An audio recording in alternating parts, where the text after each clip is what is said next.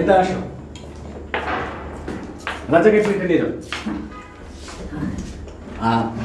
ইনি লাকি ভাই, বিশিষ্ট ডিভিডি এবং সিডি ব্যবসায়ী, বাংলাদেশে বিভিন্ন গান এবং নাটক উনি প্রডিউস করেন। আর মেধা আমাদের নারী পাতা দেখেন। ভালো আছেন? হ্যাঁ ভালো আছি। খাওয়ার সময় তো সালাম দিতে হয়নি, জন্য সালাম দিলাম না। আপনি খেয়েছেন? না আমি খাইনি, আমি দেখি মাসুদ ভাইকে একটু নিয়ে আসি। আমাদের এখানে অনেক খাবার আছে, তুমি খেয়ে যেতে পারো ইচ্ছে করলে। না আমি মাসুদ ভাইকে নিয়ে আসি। আচ্ছা ঠিক আছে। মাসুদ আসলে পেট ব্যথা তো হঠাৎ করে খেতে আসবে। আচ্ছা মাসুদ ভাইকে একটু ডেকে আনি। হ্যাঁ মাসুদ ভাই আনবা?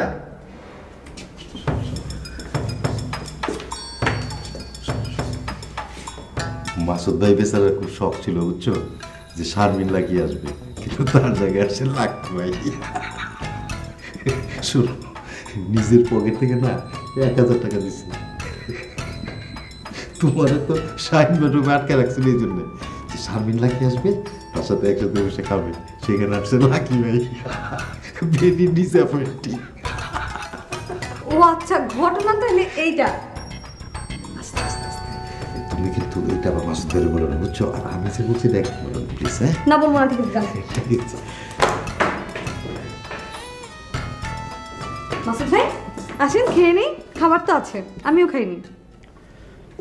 আমি খাবো না। কেন মাসুদ ভাই, আপনি রাগ করছেন? কেন রাগ করছেন?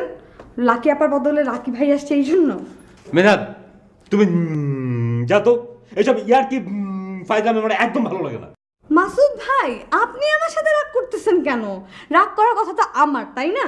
আপনি আমাকে একবার বসুন্ধরায় পাঠালেন, তারপরে শাহিন ভাই রুমে আপনি আমাকে তালা মেরে বসায় রাখলেন, তাই না?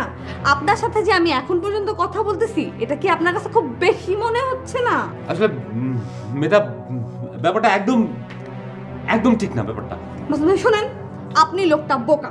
হ্যাঁ, এটা কিন্তু খুব খারাপ কোনো গুণ না। হ্যাঁ, এত চালাকের দুনিয়াতে বোকা লোক থাকা ভালো, কিন্তু আপনি যে কনস্পিরেসি করেন এটা কিন্তু খুবই ভয়ঙ্কর, এবং বোকা লোকরা যখন ষড়যন্ত্র করে তখন সেটা খুব বেশি ভয়ানক হয়।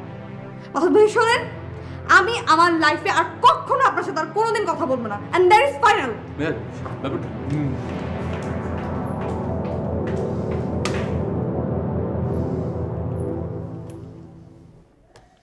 হ্যাঁ লাকি ভাই, আপনি আসছেন, অনেক খুশি হয়েছি।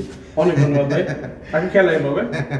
আর খাওয়া দাওয়া ঠিক ছিল তো না? আলহামদুলিল্লাহ। আচ্ছা, থ্যাঙ্কস ফর কোঅপারেশন। হ্যাঁ Thank you. আইসেন লাকি ভাই। হ্যাঁ, আসসালামু আলাইকুম।